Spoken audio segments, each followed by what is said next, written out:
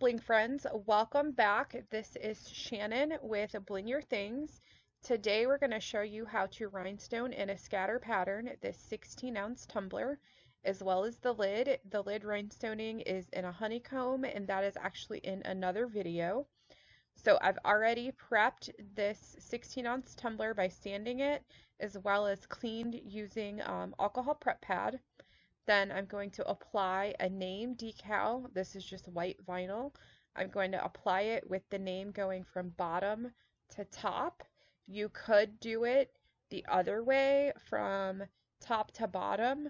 I don't really like the way that that looks, so I always do mine from bottom to top. Then for the adhesive, we are going to use Bob Smith 30-minute 2-part epoxy. This is a 1-to-1 mixture, equal parts of both, the hardener and the epoxy. With any glue, it is always best to read the manufacturer's directions on what types of surfaces and products it can be used on. For this 2-part slow cure epoxy, it is recommended for items like glass and metals, woods, fiberglasses, and hard plastics. Then their directions state that it bonds best to clean textured surfaces. Non-porous surfaces should be roughened with coarse sandpaper to improve adhesion, which is why we've already sanded the tumbler, as well as to mix it until it has a putty-like consistency. It recommends that it has a full cure in 6 to 8 hours, but it is also waterproof by waiting for it to cure overnight. For rhinestones, we are going to be using our line of glass rhinestones. These are available on our website, blingyourthings.com. We have a large selection of glass and resin rhinestones. Since we are doing a scatter pattern, I recommend to use at least 3 different sizes. The first size that I'm going to be using is SS20s. These are the Chameleon Emerald. Then the next size is SS16. These are also Chameleon Emerald. And the smallest size for this design is SS10s in Chameleon Emerald. So for the scatter pattern, it's just going to be all 3 of those sizes mixed together throughout the cup. We also carry these multi-size packs that have 6 different sizes that go from SS4, SS6, SS8, 10, 12, and 16.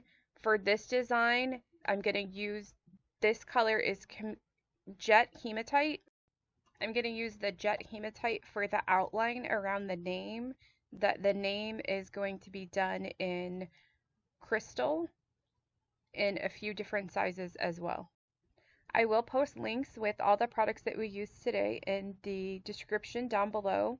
All of the rhinestones and the tumbler are available on our website, blingyourthings.com, and then I will post links to Amazon for the other products like the Bob Smith epoxy and the mica powders and things like that.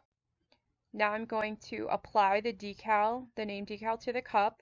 Again, you could post this, or you could apply it whatever direction you want, from bottom to top or top to bottom. You apply it just like you would any other decal. Just peel the decal from the backing, apply to your cup, make sure that you have a good seal, give it a good rub down a couple times. You could use a squeegee to apply as well. I don't tend to use those on cups because it's a rounded surface. It ends up being a little bit more difficult using the squeegees on these. So just apply it. Once it has a good seal, then peel the top layer, the transfer paper off, and you are ready to go. If you wanted to, you could also sand the decal a little bit just to give it a little bit of a rough surface. I don't do that with my decals. I don't feel that it's necessary, but you could do that if you wanted to.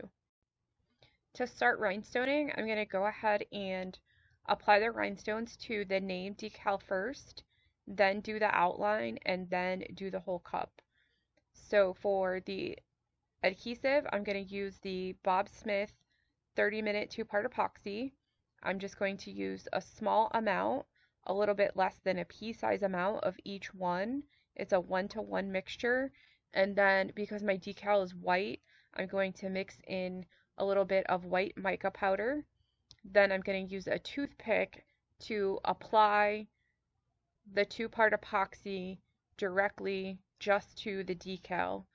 Um, you do get about, even though it's a 30-minute epoxy, you do get about 10 minutes of work time before the epoxy starts to cure and it becomes hard and you're not able to work with it. There is a couple different ways of how you could apply your rhinestones to the decal, like your design types. So for this, I'm just using the rhinestones that are large enough to fit on the decal. You could use smaller ones and do a scatter pattern on the decal for the name as well. Since I'm doing a scatter pattern for the main design of the cup, I want the name to like pop. So I'm just going to be using one line of rhinestone that fits directly into the name decal. Here's what the decal looks like finished. I used mainly size SS20 and SS16 in the color crystal. Again, these are glass rhinestones from blingyourthings.com. Next, I'm going to start with the outline. I am using a 10 gross pack of the color Jet Hematite. The multi-packs have 6 sizes. The sizes are SS4, 6, 8, 10, 12, and 16. For this design, I'm going to use mainly the SS4s and the SS6s. Now I'm just going to apply the SS4s and the SS6s the whole way around the outline of the crystal rhinestones. For the epoxy, I just mixed it up plain. I didn't add any mica powder to it. And I just used the toothpick to apply it as close as I could to the edge of the decal. This part is very detailed, so it will take you a little bit more time than applying the rest of the rhinestones. Then I'm just going to finish this around the whole remaining part of the decal. Here's what the finished outline looks like. As you can see, the name is starting to, the outline is causing the name to start to pop now. Next, I'm going to start on the main part of the cup. For the epoxy, again, I'm mixing up about a pea-size amount of both the epoxy and the hardener. I did mix in a mica powder. I used the Baltic Day brand mica powder in the color aquamarine. Until the epoxy starts to harden, it is rather liquid and it can cause your rhinestones to slide around. So I like to work in small sections so that I can get my rhinestones lined up and then I still have time to move them around before the epoxy starts to harden. On my first line here, I want to make sure that everything lines up correctly.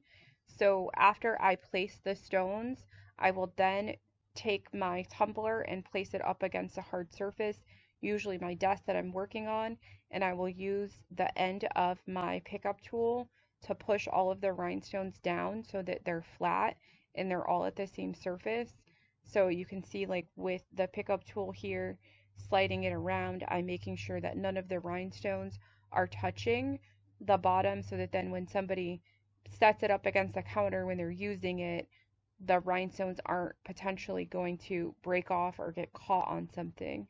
You can also use your finger to kind of rub it up against the edge just to see if anything has a lip there, and you can push them around if needed. Then I'm just going to finish off this small section with a couple rows, just placing the rhinestones random. Again, it is the scatter pattern that we're doing, so there's no particular order that they need to be put in. It's really up to you on how you want the design to look. Because we mix the mica powder in with the epoxy, it is going to help the rhinestones blend in with the background of the cup, which also helps to hide the gaps in between the rhinestones. Like I mentioned before, the epoxy is rather liquid, so as you'll see here, I think I put my hand or something into the rhinestones and it caused them to move. So just periodically go back and check and make sure that none of your rhinestones have shifted, and if they did, just move them back before the epoxy completely dries. When I'm doing the scatter pattern design, as you'll see here, I do like to work vertically versus working horizontally. I feel that not only does this help me work on the tumblers faster, but it also helps me to plan my design better. And it also helps me prevent having large gaps in the rhinestones because then I'm just filling in the gaps as I go. Now I'm just going to finish the scatter pattern around the whole rest of the name that I applied. When you are working with small areas or as you're going, it is important that if you do get epoxy or your glue on any of your rhinestones to try to clean that off while the glue is still dry. Once it dries, you will not be able to get it off, and it will cloud the shine of your rhinestones. Here is the progress of what it looks like so far now that I have all of the pattern applied around the whole decal. For this cup, I'm going to apply the scatter pattern all the way up to the lip on the top, and then for the very top row, I'm going to actually do just a straight line of SS20s. So I'm only doing this scatter pattern up to the lip, leaving enough space to put an SS20 at the top. And I'm doing this because the lid is going to be a honeycomb pattern, and I want it to look a little bit more seamless once the lid is placed on the top. There is a separate video for the honeycomb pattern that we did on the lid. If you would like to see that, there is a link that should be up in the top right hand corner for you to view that as well. If you haven't already, I would love it if you could give this video a thumbs up and subscribe to my channel. You will be notified of new additional videos that we do. You can also find additional tips and tricks on our website, blingyourthings.com, and as well as on our Facebook group, Bling Your Things Rhinestone. The links to everything will be below.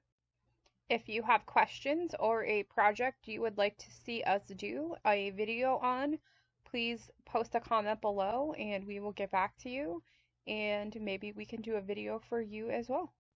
So I'm just going to finish off the rest of the cup, and then I still have the line at the top to do so that it matches up with the lid with the honeycomb pattern. So I'll show you that next.